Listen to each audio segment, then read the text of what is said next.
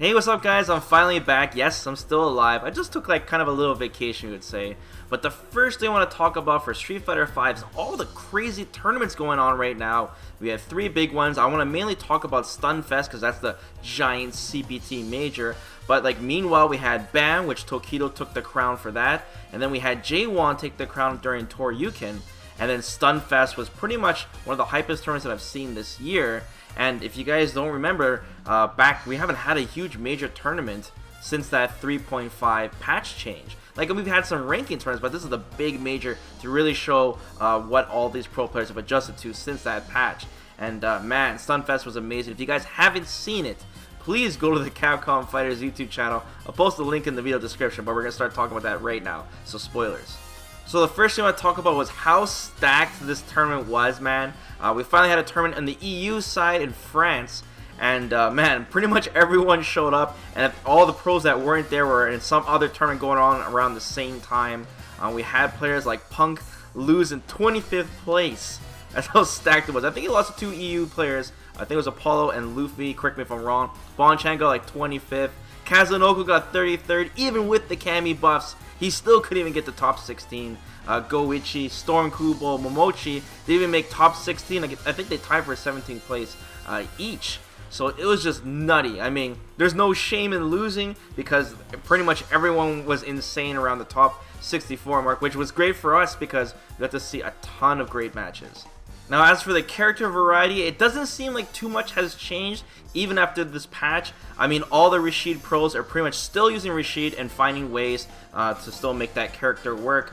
We had Gachi-kun and Oil King both still playing Rashid in top 8. We had Ibuki with Fujimura, and we have Infiltration still using Minot and Jury. Two Guiles with Daigo and Akainu, and NL was the only Kami. So we're getting some decent character variety, but it's still the same kind of character variety that we've been seeing since the beginning of the year, even post-patch. Now let's talk about some player highlights here, and the first one I want to mention for sure is Daigo's insane wake-up flash kick. I mean, if you look at it without context, it's like the lamest wake-up flash kick you've ever seen, but it was just a flash kick that was so obvious that it wasn't obvious. We're talking next level wake-up flash kicks. Even the commentators didn't see it coming. Check out this clip. Wow, he walked out. That was brilliant. He could do. Oh, he's escaped. Oh no! He hit. He hit. Oh my word! He's done. No, he's not. He's Don't flash kick. Like, oh no! He flash kicked. Oh my god, he flash kicked. What did you just say? Now another player that caught my eye and another Guile player was Fnatic Akainu, who, man, seriously, the meta right now in Street Fighter V, everyone's doing the shimmies that it's just a matter of time now where everyone is just waking up with low attacks. They're just tired of people walking back. And Akainu just exploited that so hard against NL. It was absolutely hilarious. He did a wake-up Guile target combo when he needed it most. But don't do it. No, is he dead? Gonna be close. Yes, in there. Just do it. I'll do it. EX flash kick. Oh, the smart! How smart was that? How smart was that? Countered the shimmy. Now for Oil King, he's always been one of the top Rashid players, and he looked completely unaffected by these Rashid nerfs. In fact, I think he's playing even better now, honestly. But one of the craziest plays that he did this tournament was that chip kill save, where he was pretty much guaranteed death from Infiltration's super, but then he used his own super to counter. Really sick. Check this out. Gonna get another one. Taking too much risk on both sides. Are you serious? That's it? Out. He jumped Again because he has to block anyway. Yo, Can he go through that? He can't cancel. Not yet. What an answer by Orchid. Get the round. Are you serious right now?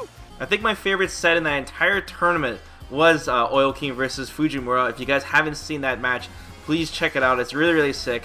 I really like how Oil King, when he uses his V-Trigger 2 with Rashid, he'll shoot out his whirlwind shot, his fireball, and then if the opponent avoids it or jumps over or something, he'll use his spinning mixer to come all the way back and be plus anyways because he gets the enhanced version. He was doing that so many times during the turn. I'm like, man, this is so sick. So yeah, I don't think Rashid is definitely he's definitely still a viable character, that's for sure. And if you guys haven't noticed too, there's like a small buff to his whirlwind shot, the EX version. It's like more plus now. So Rashid players are basically standing outside of the range so they don't get jab checked where they're doing their block strings. They're just spacing it properly, and then they get even more plus more rewarded for it when they do it meaty, for example. So it's just really good.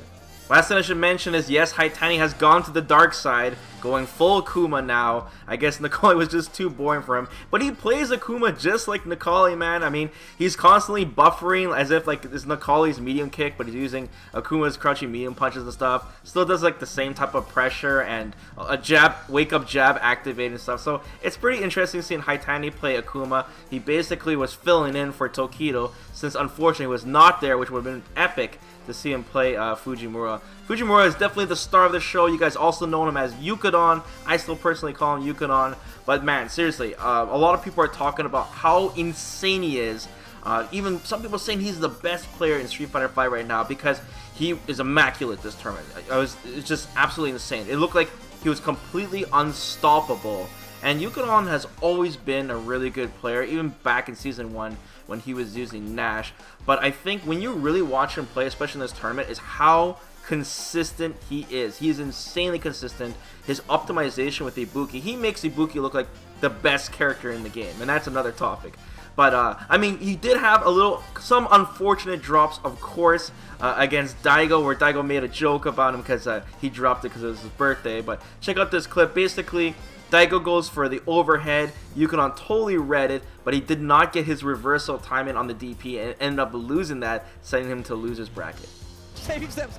Daigo just needs the one opening. Look at the man, he misses the punish! No, he's too far! So of course, let's talk about the grand finals now. Fujimura versus Infiltration, with Fujimura in the loser's bracket, and he beat Infiltration 6-0. Made Infiltration look absolutely free. It was disgusting.